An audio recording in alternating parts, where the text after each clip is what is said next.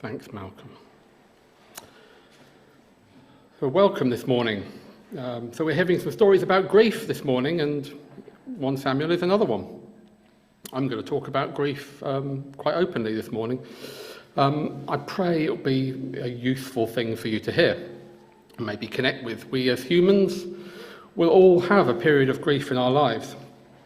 So I hope and pray that this may be useful and it may align with your experience. You see, most of you will know grief is a sort of pain. It's a pain that takes lots of different forms. It seems that we don't like to discuss it. There's maybe a fear that uttering its name might somehow bring it forth into the room. Well, it might. I can't control that.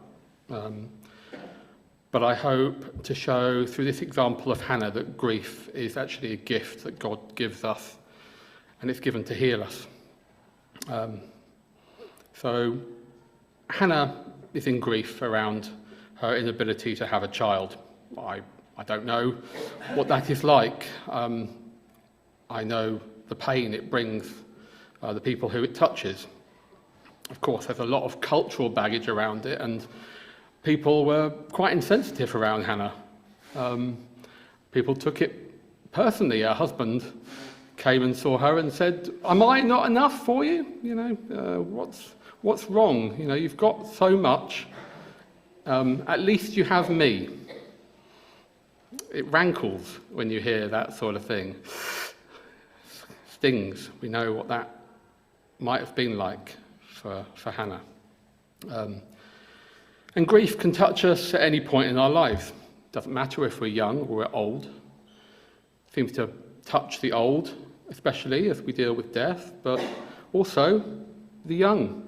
We don't know when it's going to touch our life. And it could be for anything. For many, it's when someone we love dies. Maybe a grandparent or something, we first experience grief. And it can be over anything, really.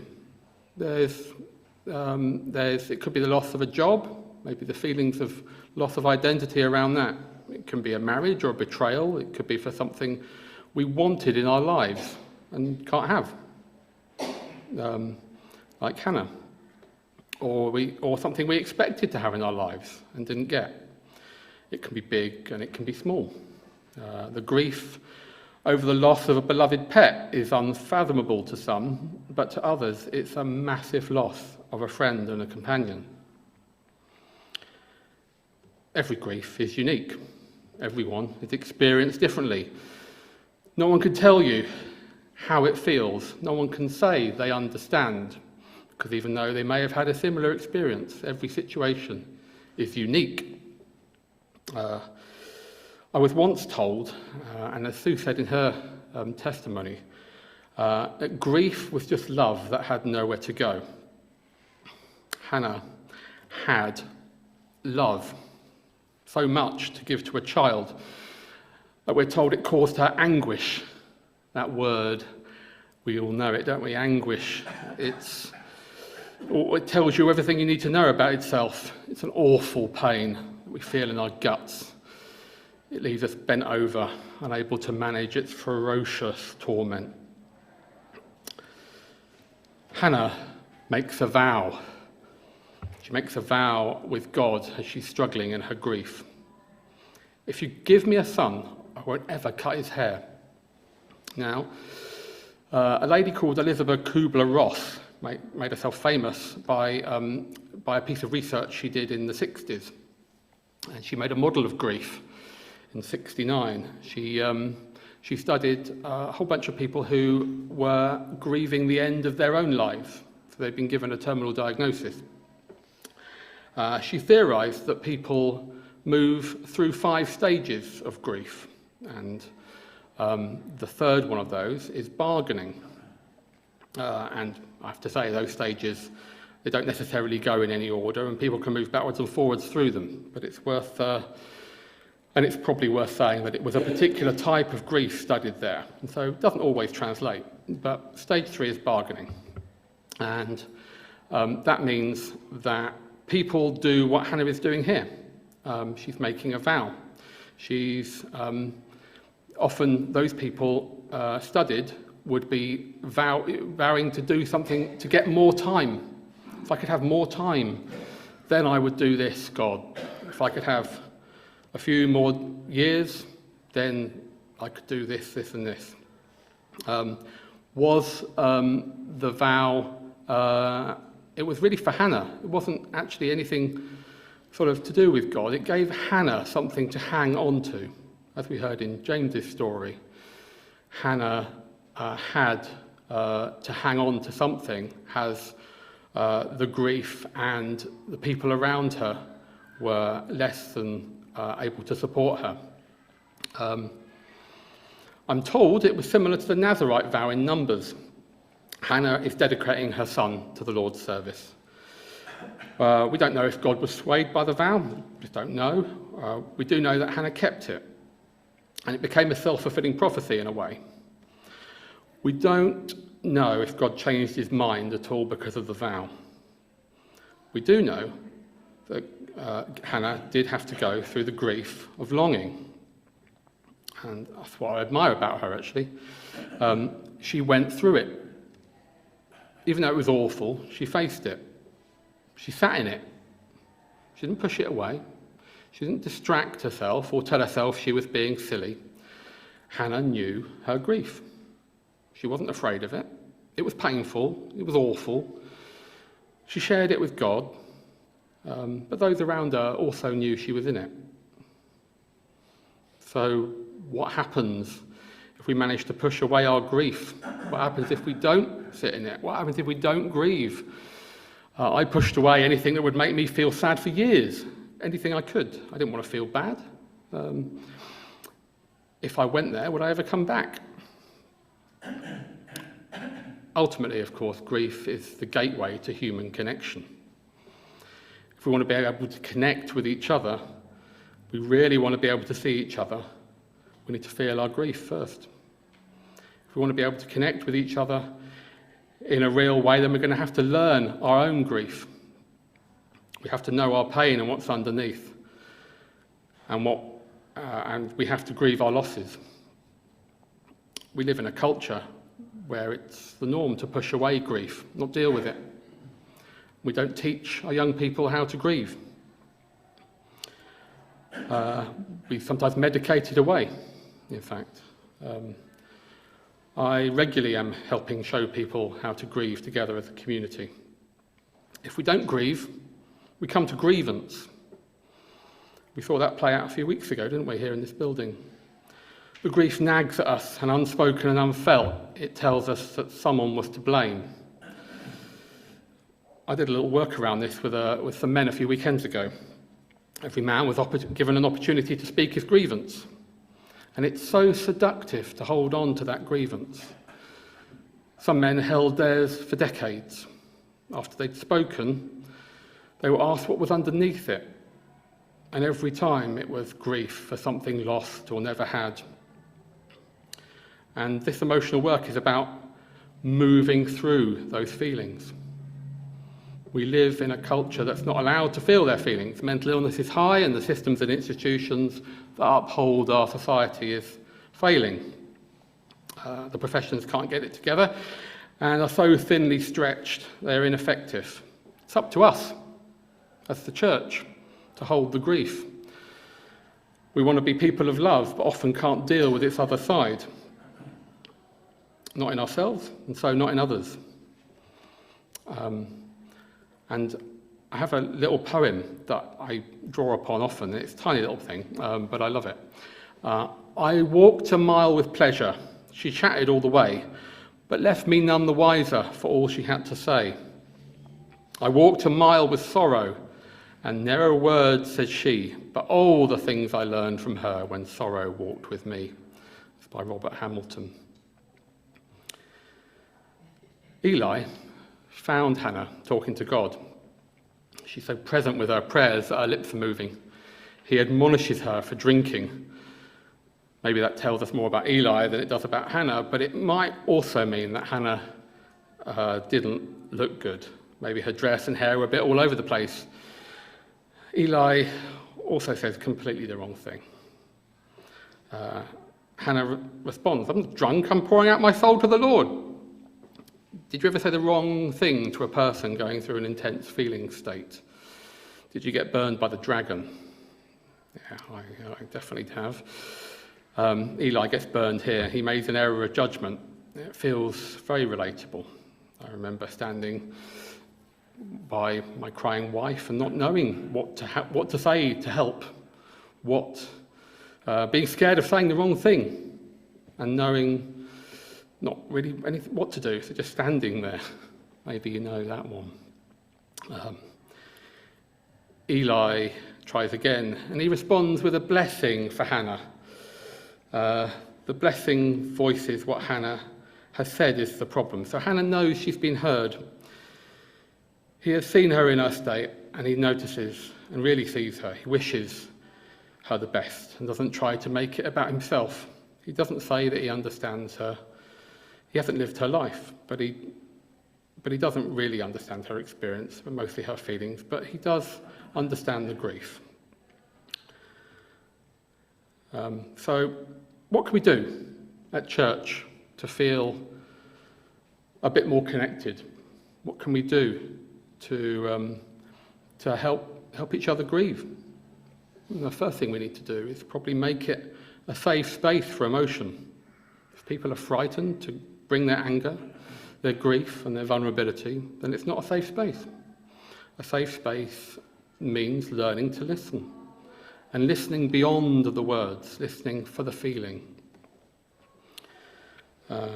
What feeling is it?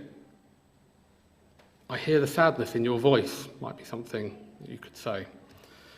That sounds exhausting. I'm sorry that's happening. All those things help build that connection. We need to learn our judgments. We can't make judgments of other people's experiences based on what we're going through. We need to notice when we're judging, when that's coming up for us. We need to understand that, make that conscious. When judgments get in the way, we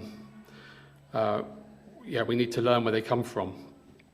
Maybe your mum used to get angry with you when you were a kid, and we see someone else make that same mistake. It might lead us to making harsh judgments of that person. They're an unfit mum. They're no good.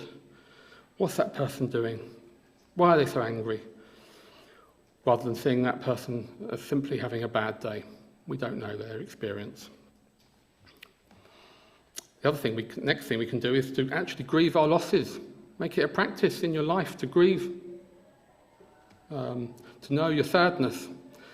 That might mean putting pictures of those we love, those we lost, up. It might mean visiting tombstones with flowers. It might mean marking anniversaries. It might mean watching sad movies.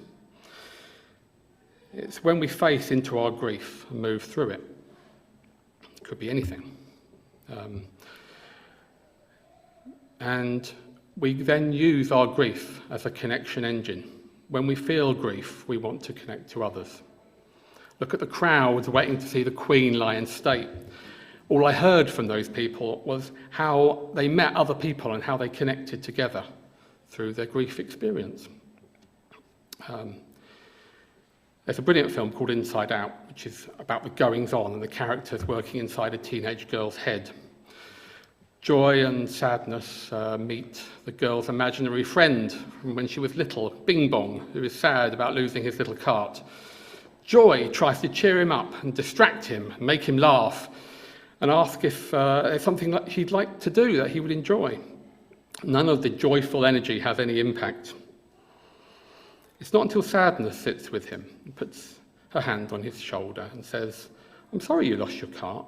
It's all you had left of your old life. This character then is able to talk about his sadness. She empathises with him. She doesn't sympathise with him. She sits with him, feels the same pain. She uses her own grief to get into that same place with him. Another thing we can do is be really quick to apologise. We get things wrong all of the time. None of us are perfect, and we all carry our own limitations and our own wounds. So let's stop pretending to be perfect. It's embrace our imperfections and those of our brothers and sisters. Will we hurt each other? Yeah, we already have. And you've already hurt all of those that you love the most.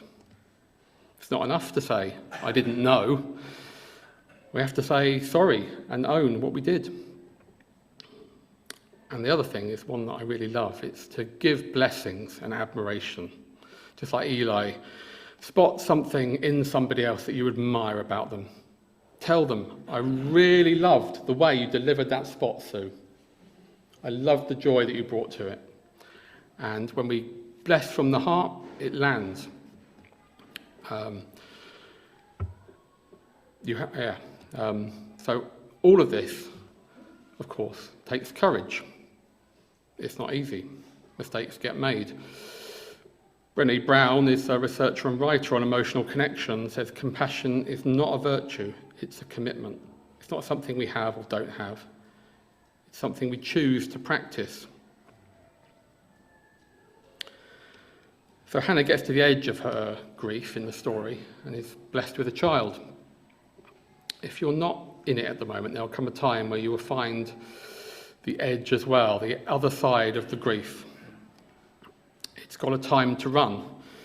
Different people experience grief differently and for different times. It can also be complicated by other factors.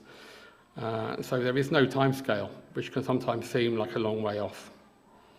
There's no time where you think, I'm done with it. It will come back when you least expect it. It will be triggered by something. If you're going through a large event in your life, it can be debilitating and overwhelming. The offer is to reach out to someone who can hold the space for you to pour your grief into it. And this is often someone who's been through it before, and it will leave a mark. There is always the opportunity for it to come flooding back.